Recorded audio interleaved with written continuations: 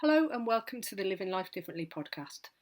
I'm Ali, and my wife Amy and I set up this podcast in the pandemic lockdown to share stories of women who are living life differently, women who are doing things different to the norm.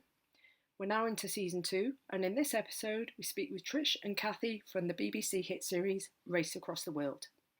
Listen as they tell us how they put their busy lives on hold to spend 2 months away from friends and family as they competed in a race across Canada together. Enjoy! Good morning, everybody, and welcome to episode 2 of season 2 of the Living Life Differently podcast. I am super excited to have with us today two amazing women from the BBC hit series Race Across the World. Good morning, Trish, and good morning, Cathie. How are you both? Good morning, Ali. Very well, thank you. Yeah, really good. Thank you. Thank you for having us. Oh, it's my pleasure for having you here. Just before we start, I want to give a spoiler alert for anybody that's listening that might not have watched this TV show. We are obviously going to talk about the show in depth. We're pretty much going to talk about the outcome of the show as well. So if you didn't want to know the outcome, probably don't listen. Go and watch Race Across the World and then come back and listen to this, because I think you'll watch it in a different light. But first of all, I've got to say I'm a massive fan of the Race Across the World show. Love to talk more about that. But before we get into that, could you tell our listeners a little bit about yourself, who you are, your age, where you're from? Cathie, do you want to go ahead and start? Sure, thanks, Ali. So my name's Cathie. I've just turned 50, and my husband and I run 2 community pharmacies in the Ogmore Valley in Bridgend. Life is crazy busy. Working as an NHS contractor is incredibly demanding. Because we're not actually part of the NHS, we don't get the funding. So that is becoming increasingly difficult for all community pharmacies working to try and secure their income. So life is quite stressful. I've got 2 adult boys. Alex is 25 and lives in Cardiff with his girlfriend. And Ben is 21, and at the moment he's somewhere in the Mexican jungle. I'm not quite sure where. He's gone off in between his 2nd and 3rd year at uni, and he's gone off to be a research assistant in the jungle of Mexico. So I am starting to get a little bit anxious now that I haven't heard from him for 2 weeks, but I'm sure he'll be fine. Gareth and I have lived in Bridgend for the past 30 something years. And we have a great life together. We feel really lucky, but also I think we work hard to make our own luck as well. Okay. So yeah, that's a little bit about me. Oh, good to hear. Good to know. Trish, how about you? So I'm Tricia. I'm also 50 years old. 25.2, I keep saying, because it's only a number. I'm 6 months younger than Cathie. Right. I have to put it out there. I'm married. Married to my hubby Matt. I used to, before the race, work for a bank, a high street bank, as a cashier, but it was then changed to a hybrid. So I was on the phones and in the branch. I was also a volunteer for RNIB. We don't have any children, but we do have 2 furry babies. Well, we only had 1 before we went on the race. I got back, we had 5, and now we've only got 2. I live in Devon. I've lived down in Devon for 21 years. Prior to that, I was up in Scotland running pubs and nightclubs and hotels. Wow. And prior to that, I was in Wales, which is where I met Cathie, or Cathie met me, where I lived until I was 16. But since the race, I've changed my job, so I'm now a community connections coordinator, just to make it really easy, for the RNIB. So I now work for them. Fantastic. And what we learned on the show is that you are lifelong friends, so you've known each other for a very long time. When did you first meet? So we first met when I was living in Aberystwyth. I was brought up there, and at the age of 13, this level-headed, smart, intelligent girl joined the class, and I went, I need to use her brain because I haven't got one. And yeah, she turned up, and we've been friends ever since. Oh, fantastic. Sounds like a great match. Yeah. It was slightly different from my point of view. So I arrived on my first day at this school in Wales. So I'd moved, funnily enough, from Devon. My dad's job changed, and so we moved as a family up to Aberystwyth. And yeah, my first day of school, I met this free-spirited, slightly dangerous rebel who I just thought was the best thing ever, and very exciting, and very different from my kind of very sort of cautious environment. So yeah, and Trish and I just clicked. We're completely opposite. Yeah. We're actually very different people, but we just click. And yeah, so that was my sort of certain first day, and certainly by the end of the first week, it was like, right, okay, that's it. We are soul sisters, and we will forever be soul sisters. Oh, that's absolutely adorable. So 40 plus years of friendship, still going strong. Yeah. We did lose touch for a while when Cathie went off to university and I went off to college, because we didn't have internet access or any Facebook or anything like that, and everything was done by snail mail. Yeah. And you know, when you go through college, you move around flats a lot at university, so we kind of lost touch. But there was a precursor to Facebook, which was Friends Reunited. Yeah. Oh yeah. And Cathie found me through that.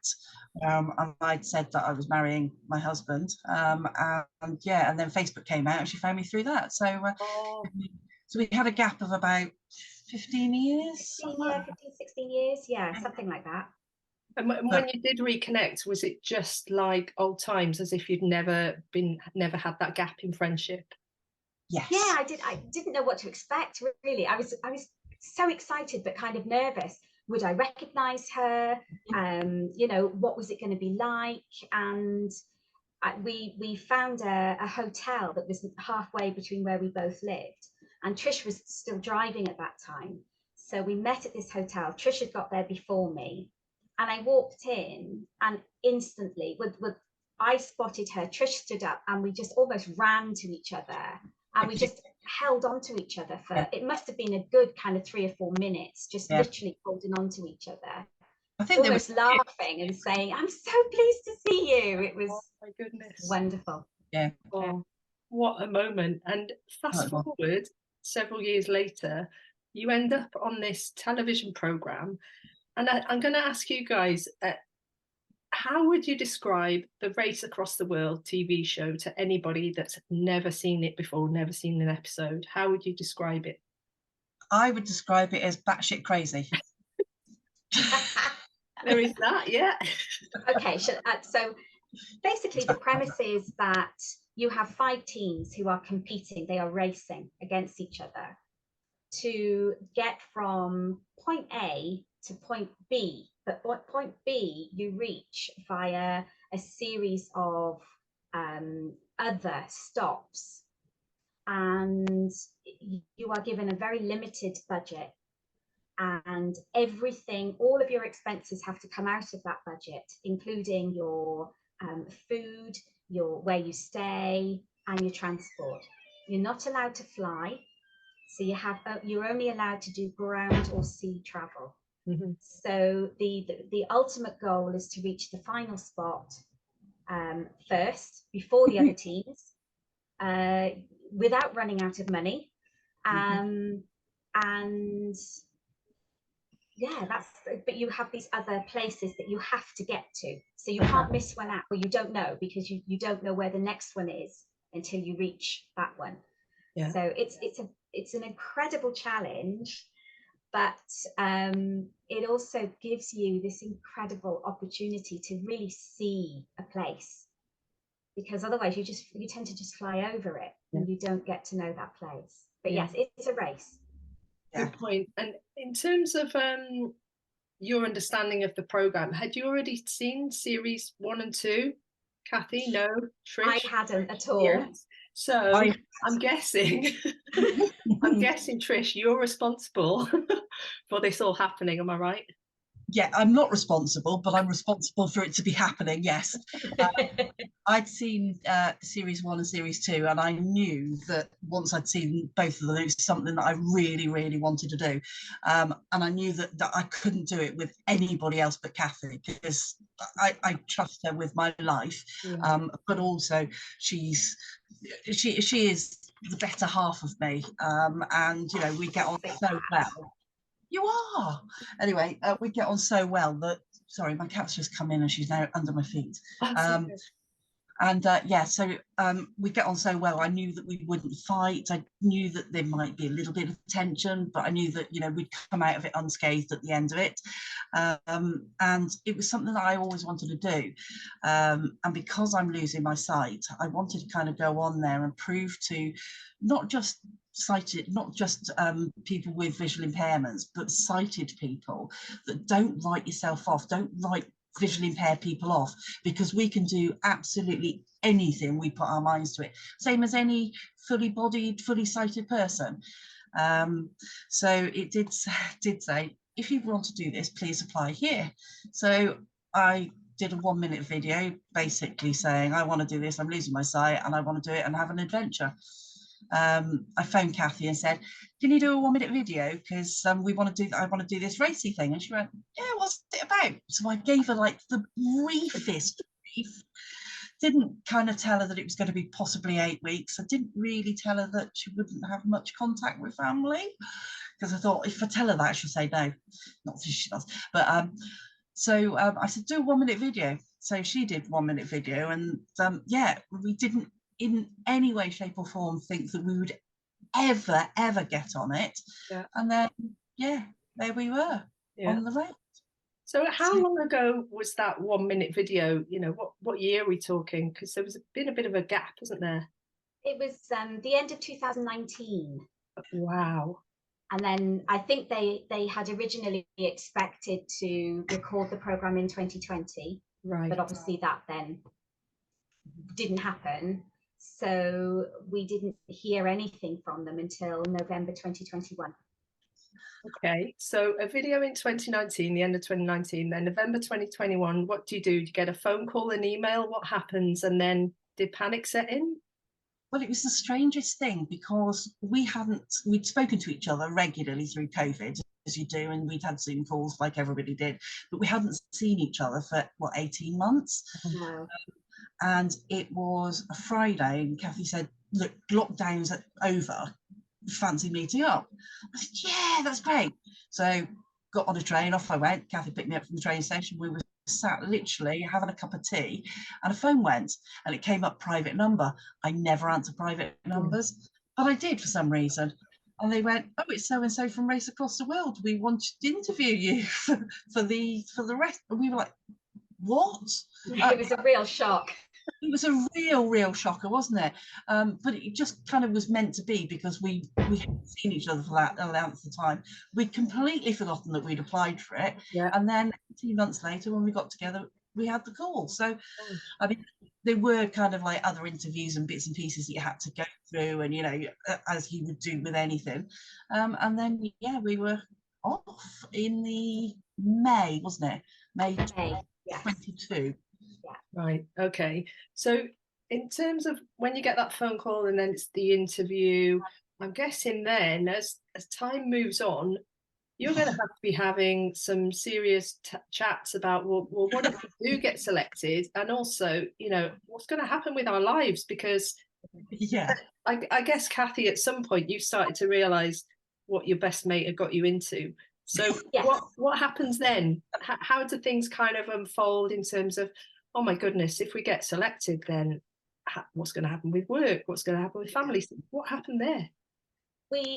Gareth and I had to have several kind of planning chats about, because Gareth is a pharmacist, and my background's in business management. So I do sort of the business side of the company.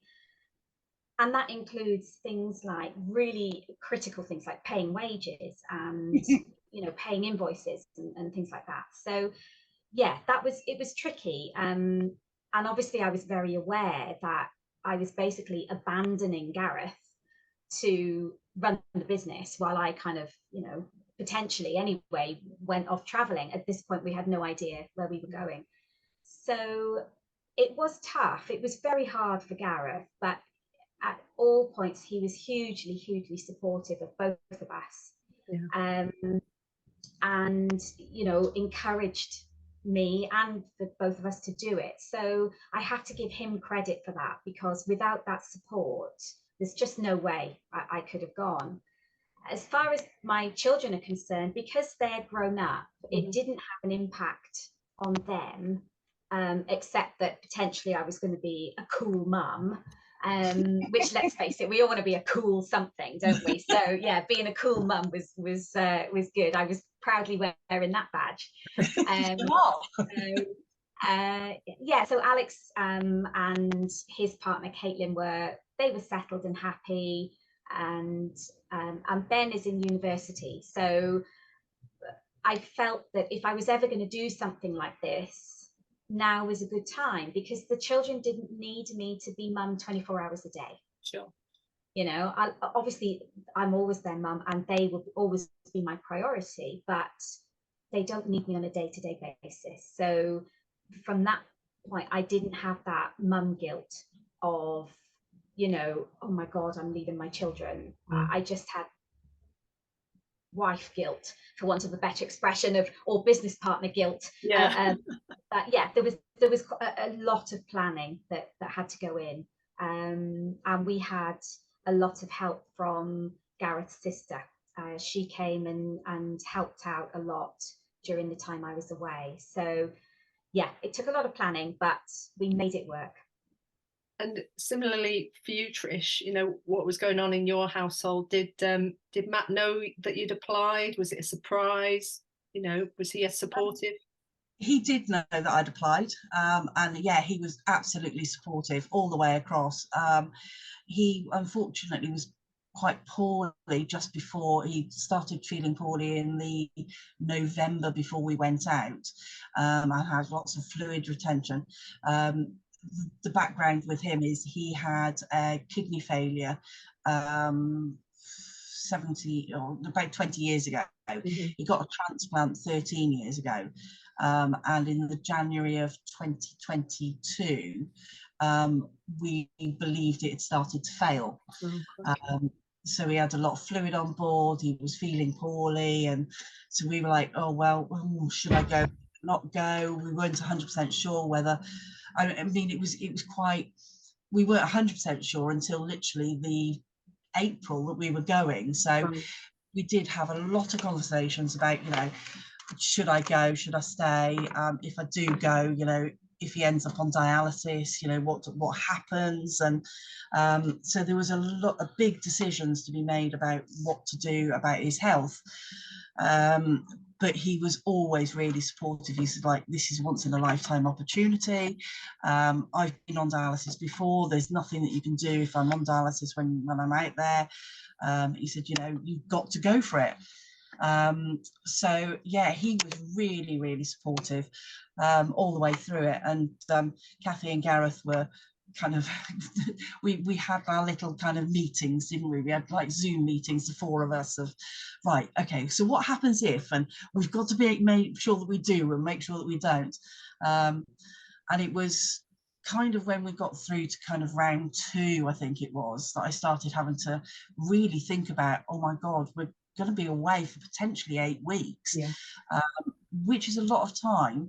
My parents aren't too good. My mum's got COPD and my dad's not very well either. So it was very much like, oh God, should I really be going? So we started having the conversation with the family and stuff like that. And they were all really like, go for it, you've got to do it. And then asking work up for 2 months of work was a bit strange without telling them why. Oh, right. So you couldn't say anything. You just had to.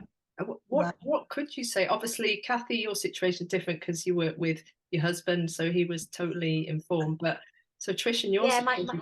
Sorry, go on.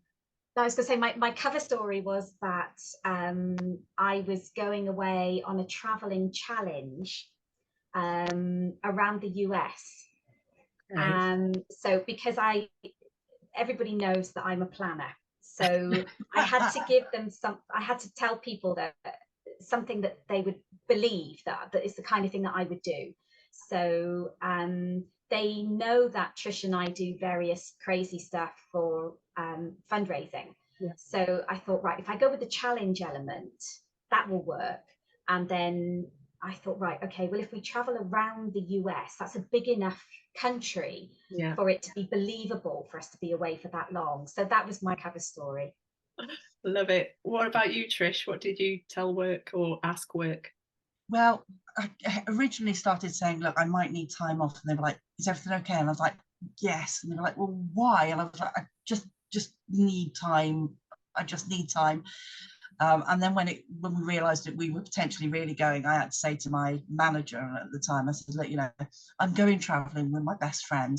And she was like, oh, right, so where are you going? I said, well, I don't know. I'm going to meet her in London and see where it goes. Because I really don't like lying to people. Yeah. So I did, because I did meet Cathie in London and we did kind of see where it went. But I did have to tell my area manager because we had to get NDAs done and stuff like that. And also because of the bank that I was working for, we needed to make sure that they were happy for me to do it, just in case it came up with that I worked for so-and-so. Not that it did, but they had to double check. But he was really bad at keeping secrets, really bad. So anytime he came in, he was like, so are you on the show? I was like, shut up. And then he was like, what show? And I was like, oh, I don't know what he's talking about. And then there was like, when I got back, because obviously we weren't allowed to say anything when we got back, how did you get on? Where did you go? How did you get on? I was like, shut up. I was like, oh my God. So we did go to my manager that I was on the race, because then she kind of took wind of it. But one of the staff that I was working with thought I was really poorly and really, really ill, and I was going off to, where is it, the Dignitas, go and kill myself.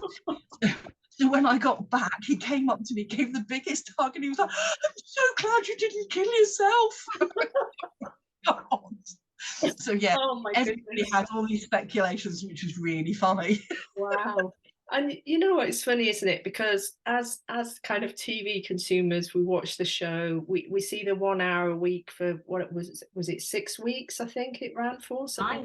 9 weeks, was it? Nine with the reunion show. Right. So 8 weeks of the race and then one of the reunion. Of course, yeah.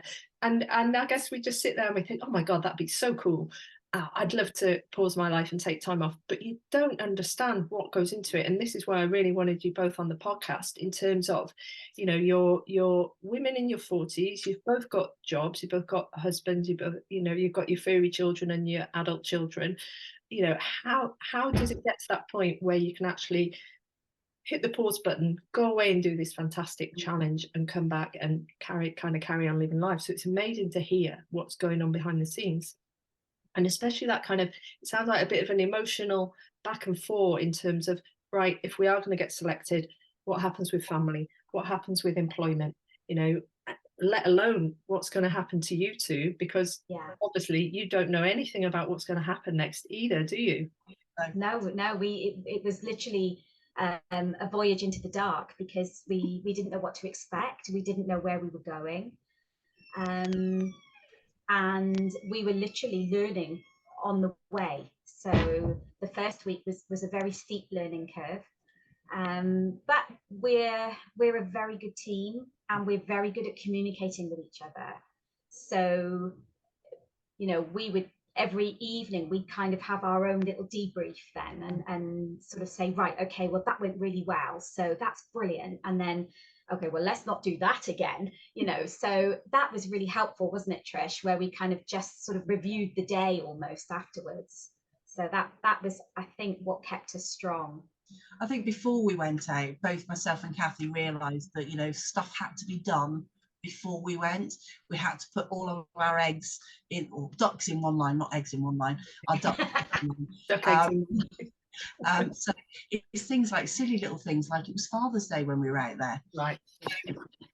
Although my husband does remember Father's Day, he's not very good at buying cards. So it was a case of, and I couldn't sign it because obviously we were out there. So it was very much like, right, we had to buy Father's Day cards in June, but we had to buy them in February for when we went out in June.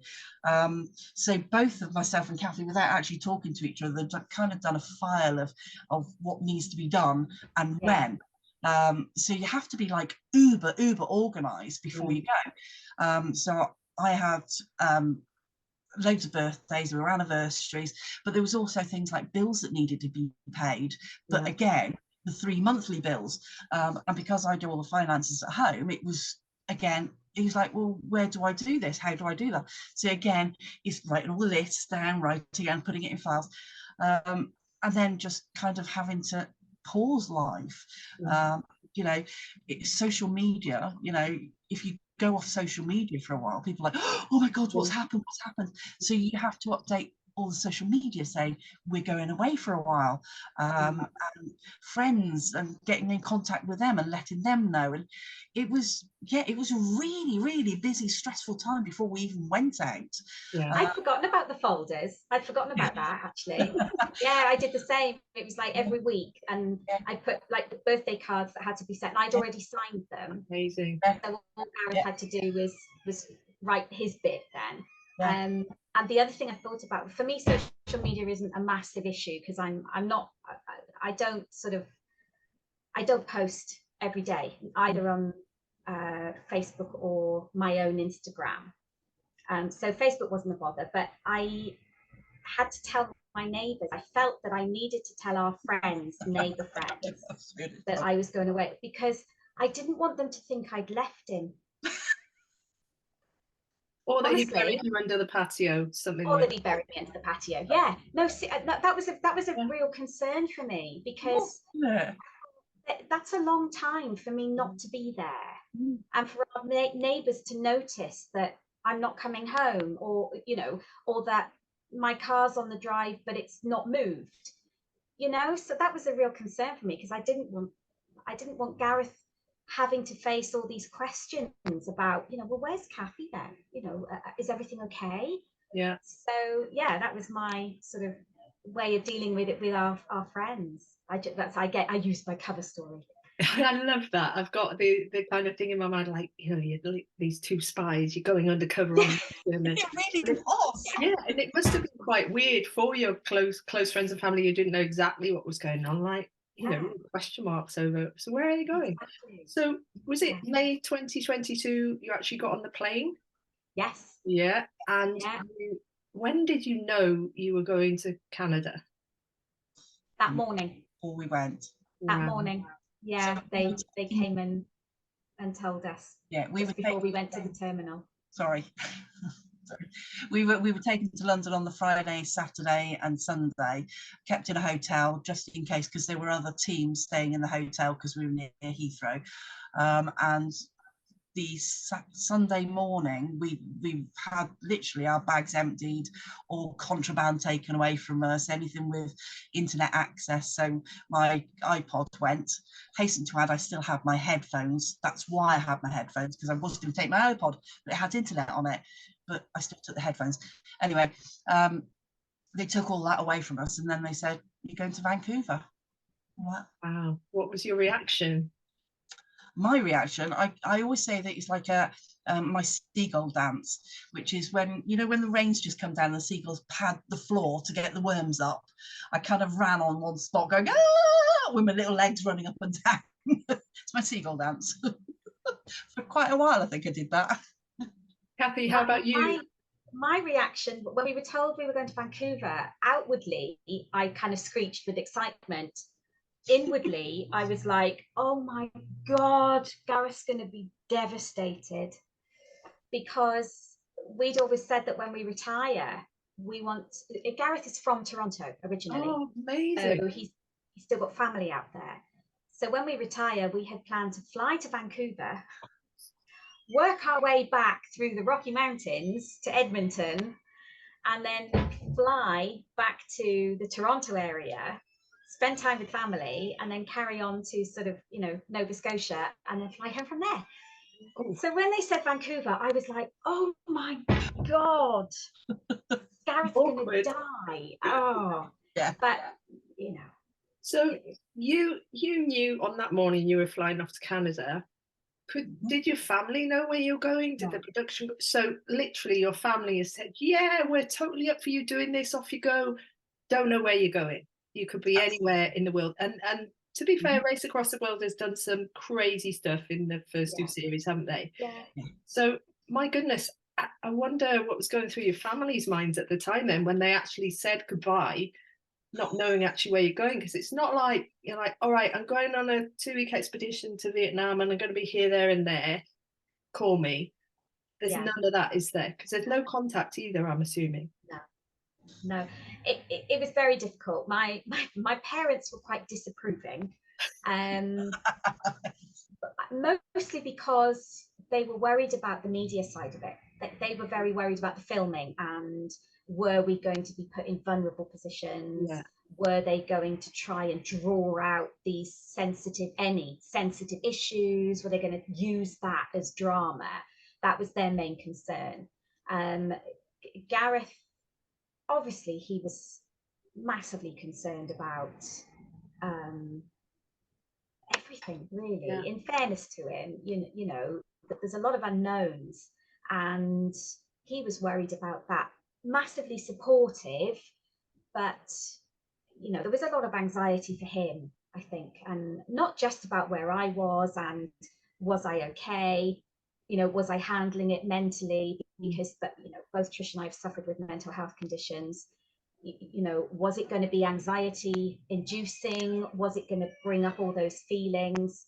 And also, I think from his point of view, there was a general anxiety about how he was going to cope running the business on his own.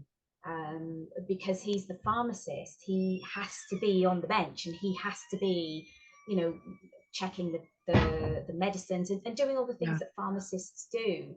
So yes, he was hugely supportive and very proud of me doing this incredible thing. But yeah, underlying that was quite a lot of anxiety. Yeah. Going into the unknown. So Matt, sorry, because Matt didn't know where we were going, but we did, because of Matt's illness and everything that was going on, they reassured us that they would contact we had one contact that they could make in contact, and they reassured us that once we got to our start, that they would say they have got to the start safe, they're sound, there's no problems, and they would check in with the person once a week and say, look, you know, they're doing really well, there's been no incidents, they're absolutely fine, they're getting on fine, and that's it. And then we would get that same person, kind of intermediary, phone us and say everything's fine, there's no issues, whatever. So we didn't actually have contact ourselves, but we knew if there was drama at home that we could get a message or anything. And I did actually, because Matt, on episode 4, you saw that Matt had been really poorly. Yeah. So he'd been taken into hospital and his kidney had failed. Everybody got a video from home, and I got a phone call, but it was just a literally 2-minute phone call saying, I'm back on dialysis, I don't want you home. If you do come home, I will divorce you. At which point I went, what time's the flight? No, just joking. But yeah, so I literally had a 2-minute call, and we couldn't say anything else. It literally was, we were allowed to talk. It was supervised, wasn't it? Yeah, it was supervised contact. It was like chaperoned. So yeah, but it was hard not to say, oh, how's this and how's that and how's the other. And he did actually say that my cat was very fat, and I was like, and I found out that she was pregnant, not fat. So yeah, that's where we came into having like 1 cat, then 5 cats, then 2. Right.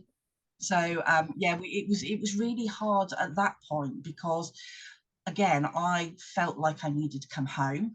I also felt that I didn't want to come home because I'm on this experience of a lifetime. But also, if I went home, I would take it away from Cathie. Sure. And Yeah. I'm like, I can't do that. I absolutely can't do that. So yeah, it was hard in that respect, and he found it hard not knowing where we were going, because again, because of the illnesses we've got, we've got to be really careful of not picking up any bacteria and stuff like that, because it could potentially kill us. So he was very much like, oh right, okay, has she had the right jabs, has she had the boosters, and because COVID was still kind of around at that time, that's why they did it over one country, because you couldn't go into different countries without having the COVID 7-day thing. He was again quite concerned that I would get COVID and become really poorly with it and stuff like that. So I think that was more his anxiety about it, of where we were. Again, he was like, if you're going to Africa where they've got yellow fever, you are not going. If that would kill us. So yeah, that was a bit worrying for him, but again, the crew and the staff and everybody, they wouldn't have put us in a dangerous position in any way, shape or form, and they said that we didn't need any jabs. So my hubby's like, yeah, okay, you carry on. those brief contacts must have been really reassuring, even though it's like through an intermediary, to be able to hear from home and vice versa, for you to be able to tell home that you're fine, must have been a really good part of your journey. But also on the mental health side, you mentioned about mental health concerns, if you like, before you went. Were there kind of protections in place in terms of, were you well looked after from that respect, in terms of the production team making sure that you were okay and having that support? Yeah. Yeah, very, very much so. We had access to a psychologist. Excellent. At all times. We spoke with him before we went out. He did an assessment to make sure that he felt we could cope with it. And, if we wanted to speak to him at any point during the race, then we would be put in touch with him. So yes, we were very well looked after. Excellent. And just in terms of you absolutely having no clue about where you're going in the world, you're going to get on a plane to somewhere in the world. How do you know what to pack? Like how did you decide? And I guess this was part of your meetings and briefings before you went. What do you put in your rucksack, and did you have a maximum stuff you're allowed to take and things like that? You could take as much as you can actually carry. Okay. Realistically, you could carry 13 pairs of shoes if you wanted to, but you don't want to be carrying that. They do give you kind of a list of stuff to take, but it's very ambiguous. So big word for me today. Feel that. That is a good word. Well done. Monday morning as well. They give you a list and it says pack for temperatures between 32 degrees and -3. So pack your t-shirts and your woolly jumpers, your sunglasses and your woolly hat, your sunscreen and thermal underwear. So you actually it didn't give anything away. You actually had no idea. But they did say recommended 5 t-shirts, 2 jumpers, 4 pairs of pants, or whatever it was, but they did kind of recommend bits, but you're like, where the hell are we going? Yeah. It was certainly, it didn't give us any clue really as to where we were going. It was such a broad temperature range. Yeah. So, yeah. So you're stood on the start line in a park, and, yes. I've got to say that's probably one of my favourite moments of the show, in terms of you're broadcast to the world and you're in a park, everyone shoots off, and you two, fair play to you, you're like, we're just going to take our time, it's a marathon, not a sprint, let's just take our time. How long did it take you to get out the park? 5.5 hours. We wanted to make the most of it, we wanted to make the most of the opportunity. We wanted to see that cafe 3 times, why wouldn't you? And you know what, as a watcher of the show, I watched with Amy, and I was like, I love those pair, but I'm not sure what their chances are. And I think maybe a lot of people were thinking the same. I think our crew was feeling the same.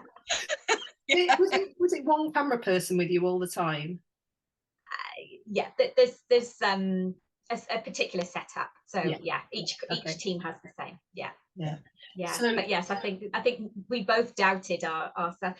We didn't doubt ourselves, did we? I think we were just like, right, okay, come on, get it together. Let's get, yeah. But then as time went on, and obviously, you know, we only see 1 hour a week, but you are traveling full time for that whole time. So there must have been so much stuff that we didn't see. But as time went on through the show, you could really see how you two, while you were lifelong friends, and your strengths and how they matched together and got you through some really difficult situations. What were your most memorable moments? Kind of what do you think is up there with probably one of the best moments of your life, and what's the flip side as well? What are some of the real big challenges you faced? Go on, Trish, you go first. Well, there's loads of memorable, amazing things. One of the best things was spending 8 weeks with her over there. But there's a couple of instances that weren't shown. One of which, we were dropping fish bits into the sea for the seals, and my best friend in the world decided that it was going to be the funniest thing in the world to slap me on the bum with a frozen fish. Honest to God, I nearly fell in. But it was hilarious. It had to be done. Yeah, my bum was there, you know. But yeah, there was so many funny little moments that were captured, and yeah, loved being in Churchill. Absolutely amazing place. We went to see the sunset on the sea, and we must have walked a good half a mile onto the sea on the sea. I would say so. Yeah. And I found a squidgy bit of snow ice, and I dug a little bit of hole, and I put my bare feet in the Arctic Ocean. So I paddled in the Arctic Ocean in the middle of the night. Wow. Yeah. Favourite bit. What about you, Cathie? Highlight for you? I know there must be so many to choose from. There are a lot, and as Trish said, us spending that much time together, it kind of took me back to when we were sort of teenagers, and we'd spend weekends in each other's houses, and it was that feeling again, if it was just the two of us, and you know, we were having the time of our lives. There was a moment in a place called Jade City. So this is in between 1 and 2. So we were on our way up to Dawson, and we took a job in Jade City, this tiny place, population 32, and we were knocking down an outhouse. And it's a toilet, outside toilet. Yeah, toilet basically. And I had a hammer in my hand, and I was banging away at these things. I don't normally do that kind of thing because everybody's frightened I'm going to hurt myself, so they don't let me do these things, and I'm like, I can do it anyway. It was just such a free feeling, with a huge sense of achievement, because you had something tangible that had been done. You could see that it was there, and now it's not. And I don't get that a lot in my job, because things just kind of roll into one, so I don't ever get that feeling of accomplishment, because nothing ever feels finished. But I just took a moment out and went down to the lake, and I built myself a little sort of stack of stones, and I must have only been there for about 5 minutes, and I didn't know that I was being filmed. I didn't know, and I just stood there and looked out, and it was silent, and the air was fresh, and there wasn't a cloud in the sky. Just stunningly beautiful. And that's when I'm feeling very stressed, or if I can't get to sleep, that's where I go in my head.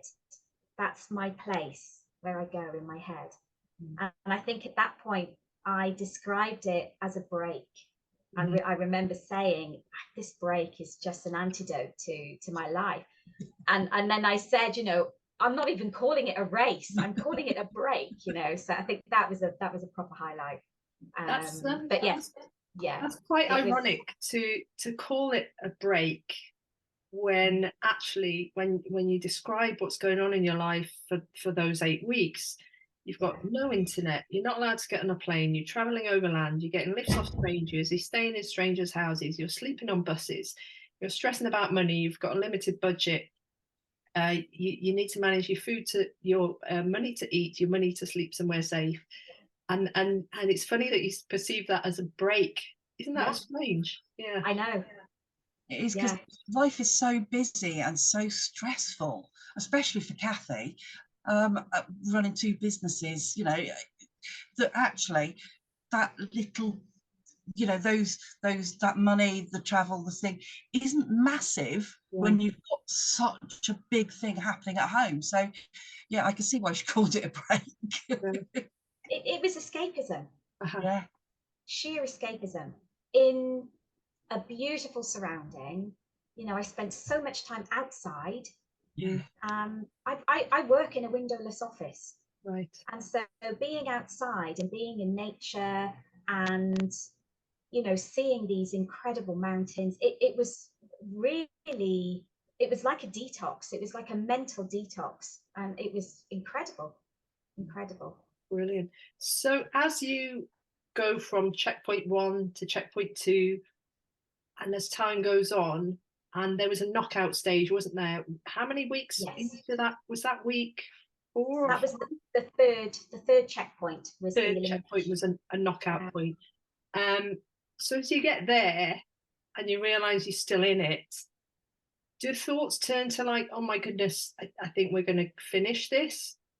You know, does confidence build as you go on? Because 3 weeks traveling in that manner is a hell of a long time already, isn't it? And by then, you'd had so many ups and downs. So what happens from week 3 onwards? Are you suddenly feeling like, oh, we can do this? For me, week 3, because we got into week 3 with 25 hours ahead of anybody, and we'd hitched all the way back down from Dawson, which was madness. Anyway, we were 25 hours ahead, and I was like, we were five at Banff, love. Sorry? We got in 5 hours ahead at Banff. Oh, yeah, sorry, 5 hours. Yeah, sorry. I was like, okay, this we could potentially get to the finish now. And so it kind of clicked that actually I want to now get to the finish. But I'm still enjoying it too much. Yeah. That is slightly different. I think once we got to Banff and we knew that, right, we've survived the elimination round, I think then for me that showed that what we were doing was right. So we were on the right track then, if you'll pardon the pun. You know, our strategy was working, that we were obviously doing something right. And I think that was the turning point for me where I started to become competitive. You know, at that point it was like, right, okay, we're going to get to the end now. We are determined to get to the end. So that was a bit of a change in my mindset then, that, okay, we really can do this. We know what we're doing now. We know what we've got to do. Yeah, we can get to the end. Because that was our objective, was to get to the end. You became quite competitive, didn't you? Yeah, at that point I was like, Trish, stop telling the others what we're doing. Yeah. Where does this come from? Because I've never known her to be competitive apart from herself. Yeah. Really competitive with herself. Yeah. But I've never known her to be competitive with others. And she was like, right, we need to make a distance from them. We can't tell them what we're doing. I'm like, okay. Oh, you never guess what we're doing. Oh dear. So in terms of the organisation, that, you know, the managing budget kind of thing, was that on you, Cathie, or was it kind of you shared that kind of? No, it was very equal actually. I did the majority of the map reading. For Trish, there were days when she could see more than usual, or there were days when her eyes were really struggling.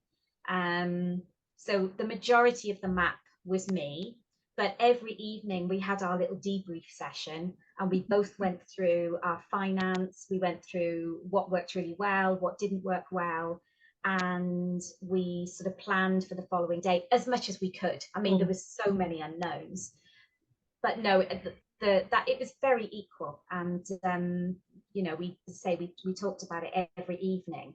So I don't think one of us did more than the other at any point. Well, apart from the driving. Yeah, I did the driving. Yeah. I think that's fine, because I like driving. You really enjoyed that bit, didn't you? I did. But I felt that I lent on Cathie more than I helped her. That's why I'm so short. Yeah, because I keep leaning on you. That's what it is. Oh, brilliant.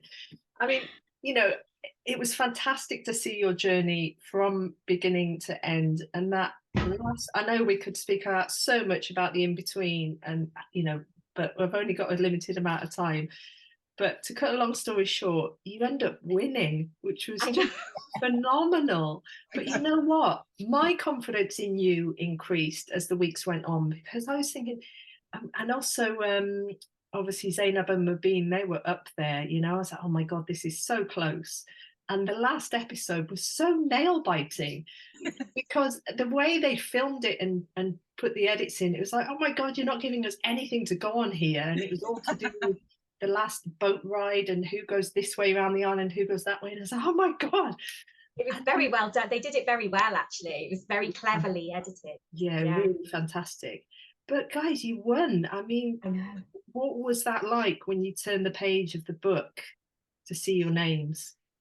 Well, put your names in, obviously. There was a bit of a teaser, because we got to the book. We managed to suddenly switch our brains on and dump our bags.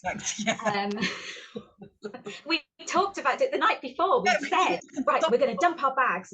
No, but we didn't. We're never good at checkpoints anyway. So no, we're not good at checkpoints. Just like yeah. So this is like another checkpoint. Yeah. So we saw the book and we skipped towards it and put our sweaty menopausal hands on the top, as we did each time. And then we were both like, I don't want to do this. I don't want to turn it over.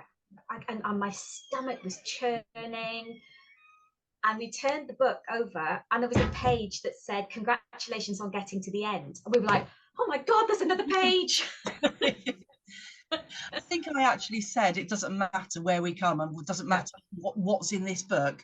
We are winners. We've had just the best experience. We've had such an amazing time, and to spend 8 weeks with Cathie and just seeing all those people and enjoying, you know, the beauty of Canada and the beauty of the Canadians.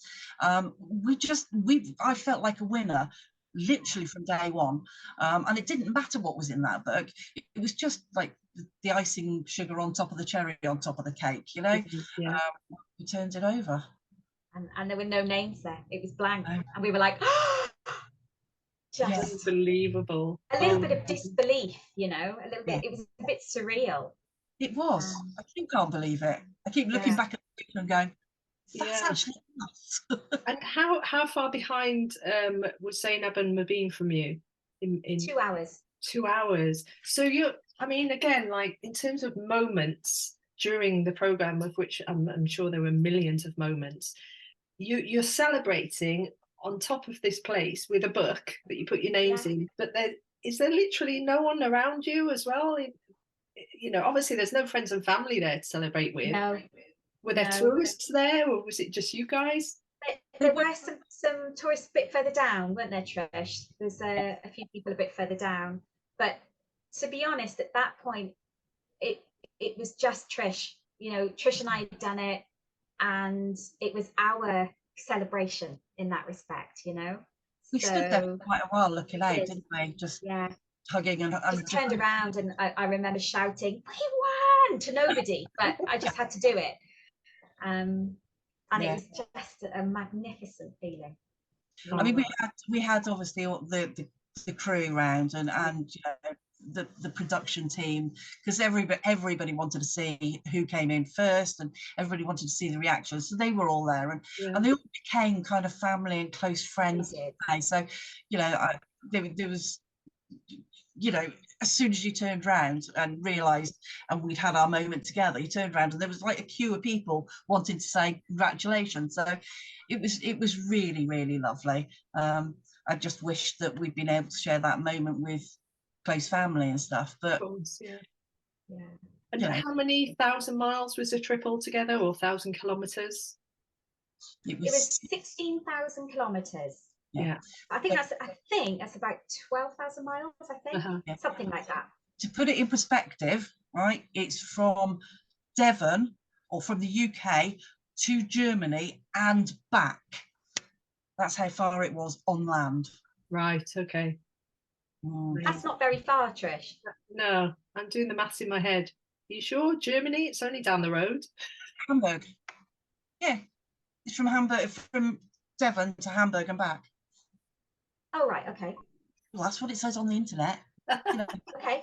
you trust everything on the internet? Yeah.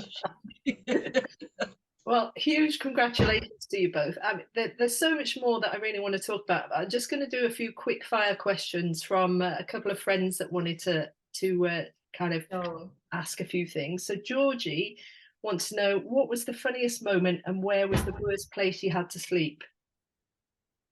Funniest moment. Okay, funniest moment was we were in Calgary and we'd come down the tower. We'd gone to go up the Calgary Tower, and we'd come back down and we were getting some information, but for a second, because we had our heavy backpacks on. I mean, Tricia's backpack weighed about 20 kilograms and mine weighed about 15.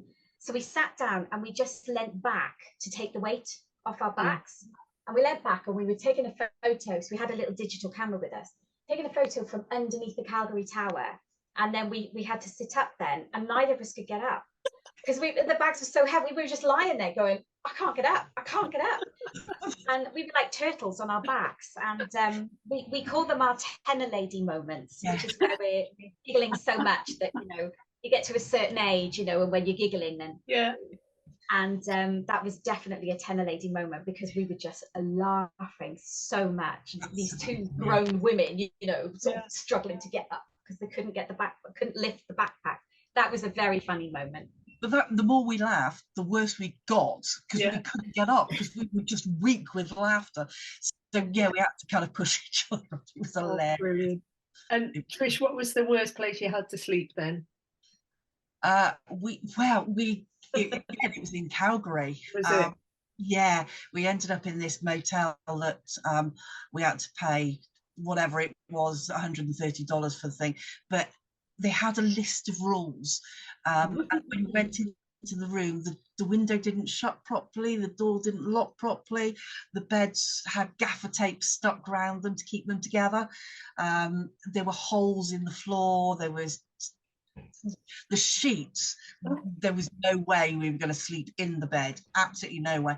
But one of the lists was like 500, you lose your 500 deposit if you have if you solicit in this place, or if you have male friends, and then if you have any pets. And it did say if you put anything down the toilet.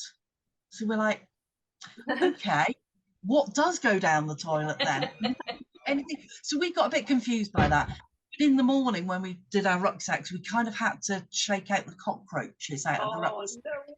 It was horrendous, wasn't it? I don't think either of us got any sleep that night. It was just we were in our sleeping bags, covered up to the top, done up so that nothing could get in. It was horrendous, wasn't it? We had a couple of bad ones, but that was the worst. Yeah. A couple that we wanted to wipe our feet when we got out. You know? Yes. It was one of those. Oh, bless you. I've got a question from Louise. She's asked, did having a camera person with you help or hinder with getting lifts off people? So thumbing a ride, were people a bit put off by the fact that, like, okay, here's two random women at the side of the road thumbing a lift, but also potentially a camera person's got them? It worked both ways. You know, some people were intrigued by the camera, and they would sort of come up and, you know, try and find out what was happening, and then potentially, you know, we could get a lift. Some people, it was the other way around.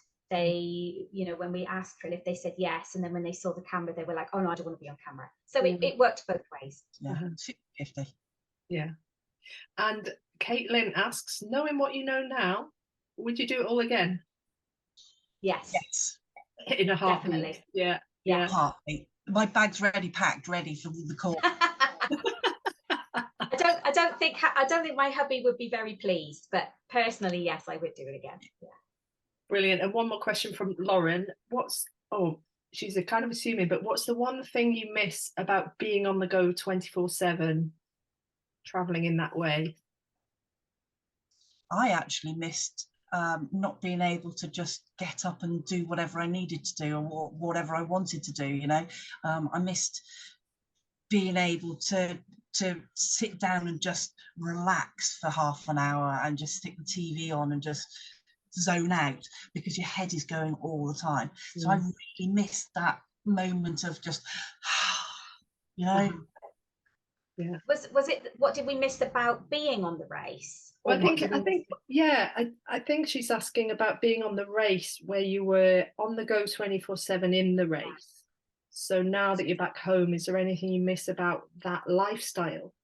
Oh, yeah. I get what you're saying. It's kind of you could flip it both ways, couldn't you? In terms of what you miss when you were out there traveling. But yeah, what do you think? I miss seeing the different scenery. I miss being out and learning about, you know, different cultures, seeing different. I mean, although it was Canada, it's very diverse, and each province or territory is very different. So yeah, it was effectively like visiting 5 different countries. So I miss that, seeing all of that, see the scenery, different places. That's what I miss about it. Yes, it was, you know, hectic and stressful, but the rewards of being there were huge. So I do miss that, definitely. Yeah, I miss traveling. Yeah, I just miss traveling. But we are going to China in October, and we're walking the Great Wall of China with Taylor and Gareth, because, you know, we've got to have our fan base with us, and our paramedic. So yeah, we're walking we're doing a 5-day trek on the Great Wall of China. So all in aid of RNIB as well. So amazing. And am I right in thinking that prior to Race Across the World, you'd done some different adventurous things? You mentioned raising money for charity. So had kind of adventure already been in your lives prior to that anyway? Yeah, definitely. Not to that extent. Yeah. We hadn't managed to do anything abroad. So we've done a few challenges UK based. But yeah, I think we've always been sort of keen on outdoors and seeing things and pushing ourselves physically.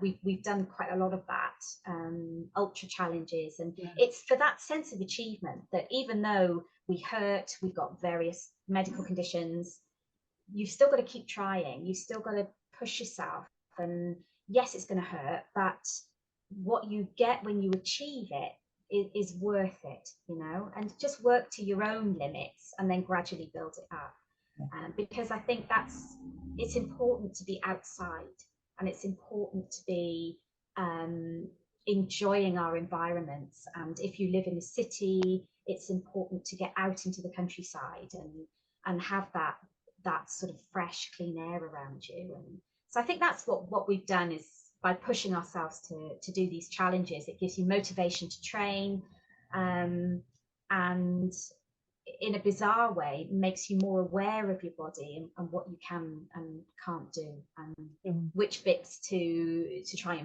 and improve then, you know, by and then hurt the most the next day. yeah, where your blister pops are. And we've did a gladiator run, which it was just like an inflatable water challenge, and it was just so much fun. So it's not like all stressful stuff like done a couple of 100-kilometer things. This was just a 5K, just get on an inflatable thing. So yeah, we have fun with it as well. We do. And in terms of obviously when you came back, so you came back in 2022. So what would it have been? May, June, July? July. And then obviously the show wasn't aired until fairly recently. So when you get back, you're not allowed to tell anyone anything. But do you feel like your lives changed in some way in terms of what you'd experienced and in terms of confidence and mindset? Definitely for me. I changed my job because I was working indoors all the time. I didn't feel like I was being utilised as well as I should have been. I was being held back, not just from work, but I was holding myself back as well. So I changed my job, and I absolutely love it. I'm all over Devon, Cornwall, Somerset, Wiltshire. I just go out and about. Love it. I have cups of tea with WI, you know, as you do. But also my confidence, because before I went out, my anxiety and my depression was really bad, and I had no self-confidence at all. And yeah, I kind of got back to where I was. I'm not 100%, you know, like I never will be, because you always have a bad day, you'll always have good days. But my bad days are now, my good days are definitely outweighing my bad days now. Whereas the other way, it was I wasn't having any good days. So yeah, definitely changed things for me. Oh, that's brilliant to hear. Absolutely brilliant. What about you, Cathie?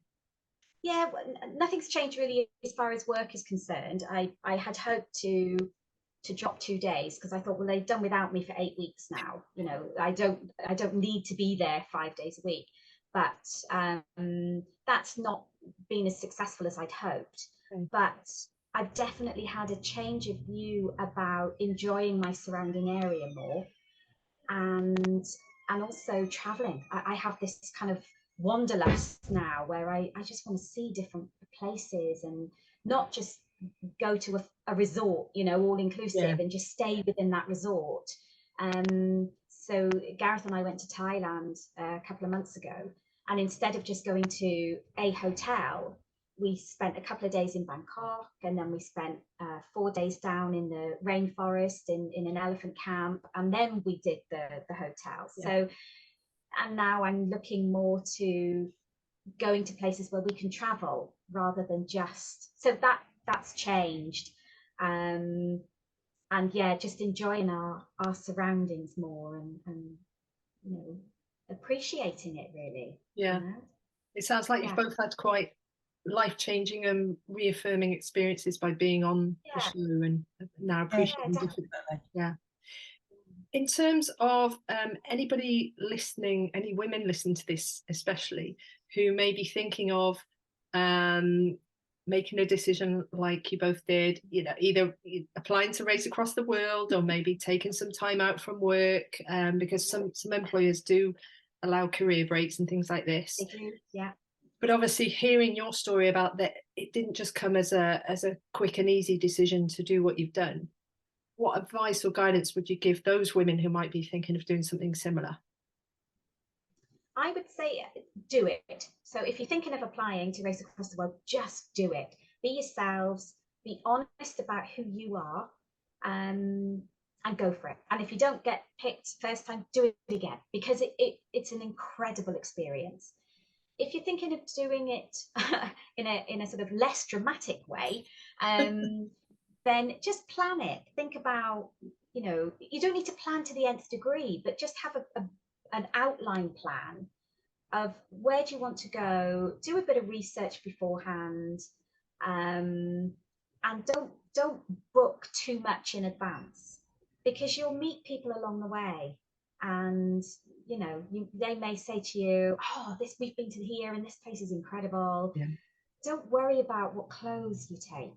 Just go for comfort, you know, minimal luggage, but just do a little bit of planning, so that you've got that confidence that initially you know where you're going, and if you've got a time scale, be realistic about how much you can cover. So yeah, just go for it, but just give it a bit of thought beforehand.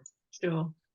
I would say if any lady, woman, or anybody wants to take time out from a career, just because, you know, even if they don't want to go traveling, do it. You know, self-preservation is a big thing. You've got to be kind to yourself. And I keep saying it to Cathie, you've got to look after yourself, because if you can't look after yourself, you can't look after all those other people, all those other things that you've been looking after and stressing about. So you've got to look after yourself. And if it means having a duvet day and sitting in your bed and not moving, fine, absolutely do it. Self-preservation, and enjoy it, and take the time out to do something that you enjoy. I mean, I take my days off and I'll go out walking. My husband's in a wheelchair, he can't move around the house, but I'm like, you know what, I'm going out for 8 hours because I need it. Just do it. Preserve yourself, because you are the most important person in your life. Everybody else comes second, third, or fourth, or whatever it is. Without you, nobody else exists. Look after yourself. Yeah. Wise words. I think they're really good examples of why we should quit life and go traveling forever. Yeah. I think I would live life differently. Absolutely, and that is the ethos, isn't it? In terms of there's definitely more than one way to do life, and both of you has kind of demonstrated a really different way of just putting life on hold for a little bit.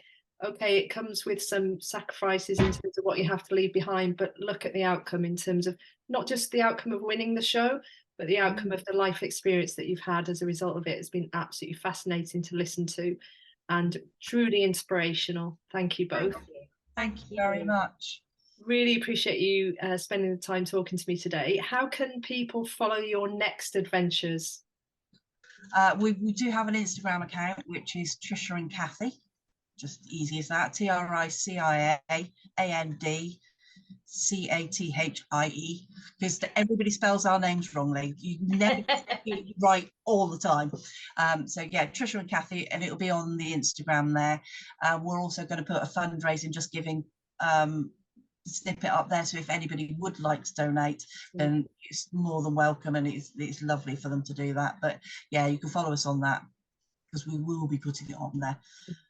I mean, if the BBC want to do, a travel show with us, then who to argue with them? You never know, though. You never know. Well, thank you both so much. Wish you all the very best in your next adventures. Oh, thank you so much, Ali. Thank you for having us, and enjoy life.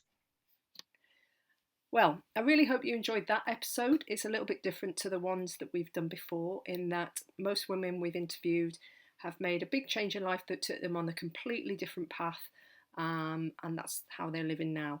In the case of Tricia and Cathie, they've both found a way to pause life, busy lives, for a good length of time, so that they could go on a life-changing adventure, which I think has been a real good insight to help people think, well, if I wanted to do something long term or for a shortish period of time, but longer than annual leave might allow, then there are ways to do it. And I think you could gather from their experiences and the outcome of the show that obviously their lives are now on a very different tangent, and a very exciting one as well. So for more information on how to follow their future adventures, check out the show notes. They've obviously mentioned that you can follow them on Instagram. Don't forget to have a listen to season 1 of our podcast if you haven't done so already. We've got some amazing stories of women who've made some really big choices to live life differently. And if you've enjoyed this episode, don't forget to share it with your like-minded friends and family. But for now, thanks for listening, have a great day, and we'll see you on the next episode.